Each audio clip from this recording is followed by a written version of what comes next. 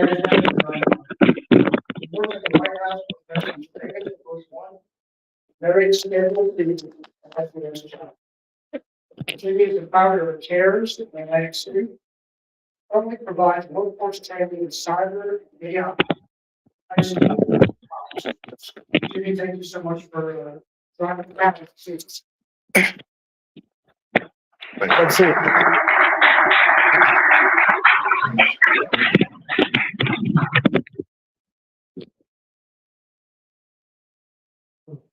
Good afternoon, everybody. Good afternoon, everybody. Okay, let's get it going. It is truly an honor and privilege to be with you today. Growing up across the bridge in Ward 8, Southeast Washington, D.C., I never imagined that one day I would walk the halls of the United States Congress, much less stand before such an extraordinary, distinguished group of patriotic leaders, public servants, military professionals, educators, and innovators to discuss what I believe is one of the defining challenges of our generation, America's cybersecurity. My journey certainly did not begin in a boardroom or a technology company.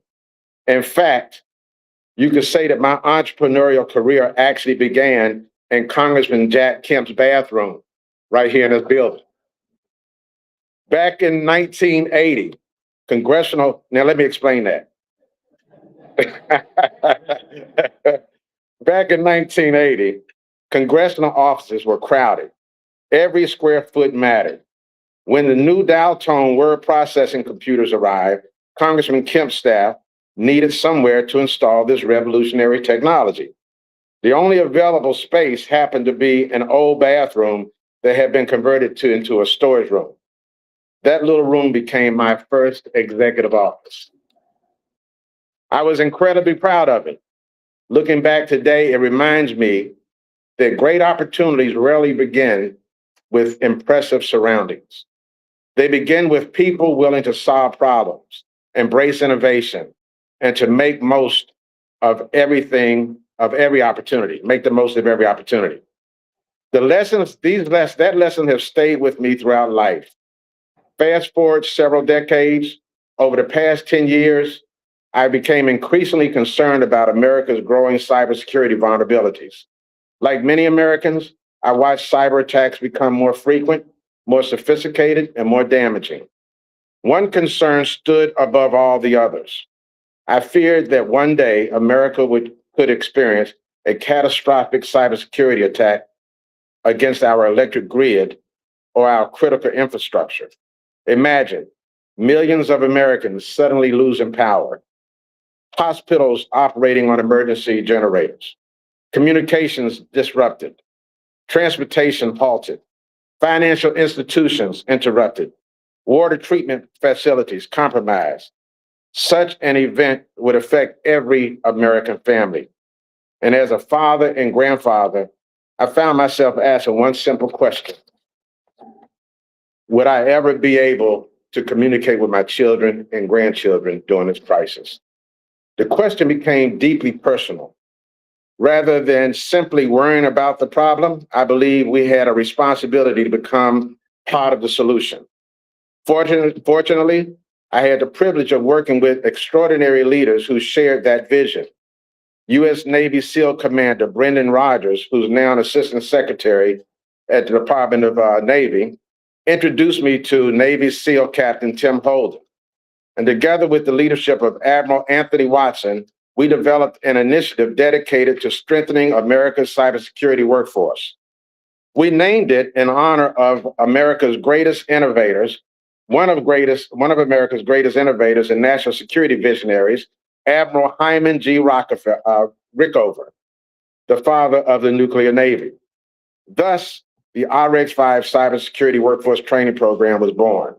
Our mission was simple: develop a new generation of cybersecurity professionals prepared to defend America's critical infrastructure. And during President Trump's first administration, our nonprofit organization, U.S. HART Cares, was designated as an RX-5 Cybersecurity and Vision Center by then Secretary Dr. Ben Carson.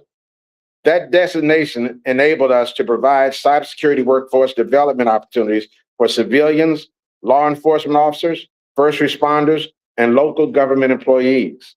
As cyber threats continue to evolve, so did our mission.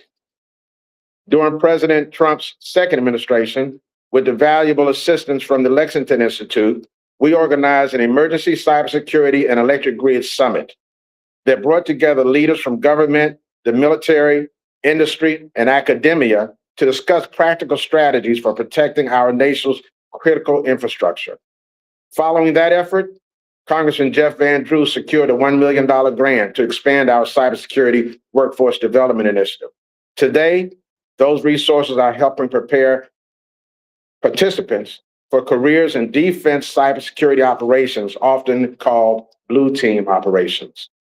While many people think cybersecurity is about hacking into computer systems, the overwhelming majority of cybersecurity professionals spend their careers defending them. Blue team professionals protect networks, monitor the threats, respond to cyber incidents, identify vulnerabilities before criminals exploit them, and help organizations recover quickly when attacks occur. They serve on the digital front line every day, protecting hospitals, military installations, financial institutions, electric utilities, government agencies, schools, and businesses. The demand for these professionals continues to grow. Our participants prepare for careers as security operations center analysts, independent responders, threat hunters, digital forensic analysts, and security engineers. They receive practical hands-on experience using industry standard cybersecurity tools while preparing for respected certification such as CompTIA Security Plus.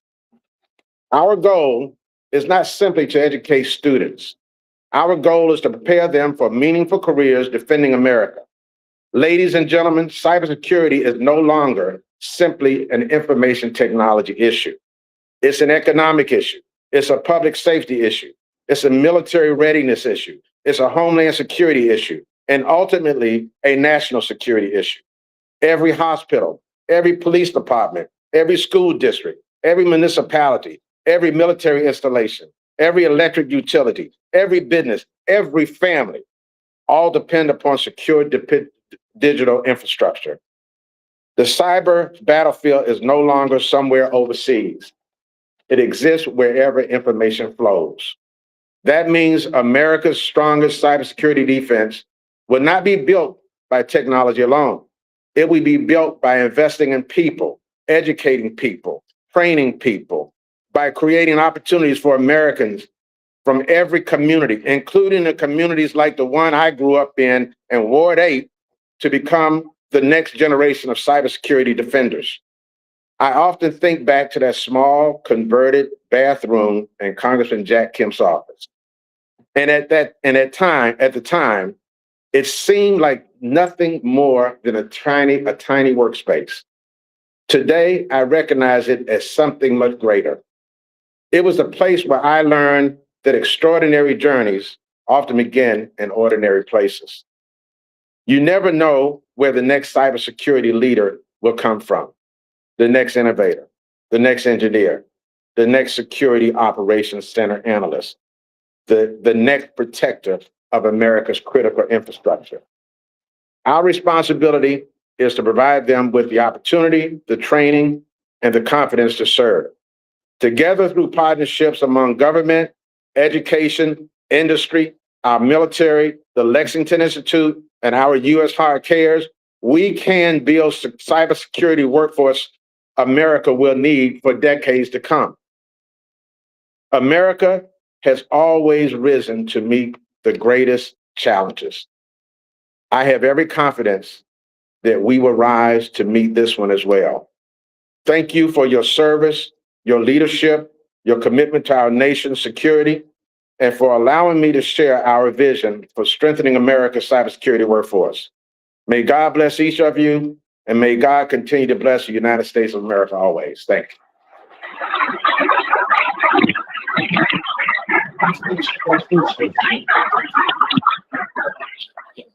Thank you so much, Steve. Please join the Brewers Center